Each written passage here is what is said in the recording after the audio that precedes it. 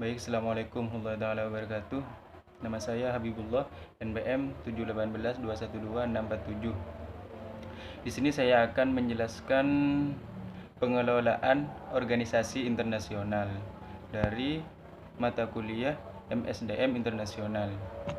Baik, yang pertama-tama kita membahas masalah kondisi politik. Kondisi politik dan budaya serta ekonomi suatu negara sangat dipertimbangkan dan dalam pemilihan struktur organisasi. Dengan kondisi demikian ditambah dengan keinginan asal perusahaan multinasional dalam mengendalikan cabang juga sangat menentukan. Pengendalian cabang itu sangat menentukan.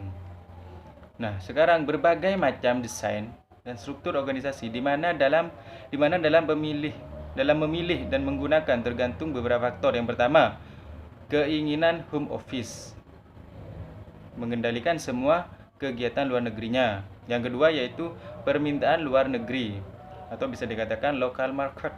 Yang ketiga yaitu personal yang dikerja di sana.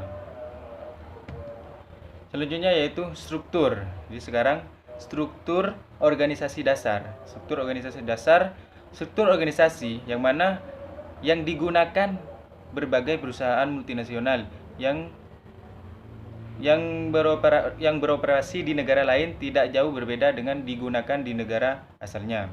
Nggak jauh berbeda antara di negara yang digunakan di negara lain dan negara asalnya itu tidak jauh berbeda antara struktur organisasi.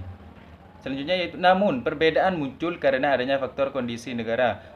Namun perbedaannya hanya muncul karena adanya faktor kondisi negara tersebut dalam mengendalikan bisnis luar negerinya. Selanjutnya yaitu struktur operasional internasional. Salah satu penyusunan struktur organisasi internasional yang awal adalah memasukkan semua cabang yang ada di berbagai negara ke dalam satu divisi yang disebut operasi internasional. Nah, itu penyusunan struktur organisasi internasional itu harus memasukkan semua cabang yang ada di berbagai negara. Cabang yang ada di berbagai negara itu harus dimasukkan ke dalam satu divisi yang disebut divisi tersebut divisi operasi internasional. Lanjut, di mana selanjutnya berkembang sesuai dengan kebutuhan dan dikembangkan berdasarkan operasi internasional. Nah, struktur divisi internasional. Sekarang struktur divisi internasional. Dalam perusahaan internasional yang terus berkembang, cabang-cabang biasanya dikelompokkan ke dalam sebuah struktur divisi internasional yang menangani seluruh operasi di berbagai negara ke dalam satu divisi tersebut. Jadi itu dimasukkan ke dalam satu divisi tersebut. Sebagaimana dijelaskan di sini divisi produk global. Ada divisi area global, ada divisi fungsional global. Nah, sekarang penyusunan struktur global. Struktur organisasi global dapat dibedakan menjadi 3 tipe. Jadi struktur organisasi global itu bisa dibedakan menjadi 3 tipe. Yang pertama yang secara umum adalah sebagai berikut. Yang pertama, 1. Divisi produk global, yang kedua divisi area global, dan yang terakhir yaitu divisi fungsi global.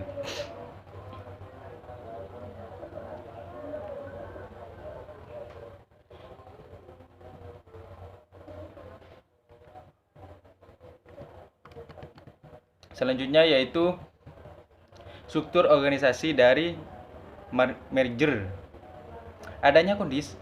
Adanya akuisisi yang dilakukan oleh perusahaan multinasional menjadikan harus ada struktur organisasi baru. Penyusunan struktur organisasi baru diharapkan adanya sinergi antara struktur organisasi perusahaan yang mengakuisisi dan yang diakuisisi.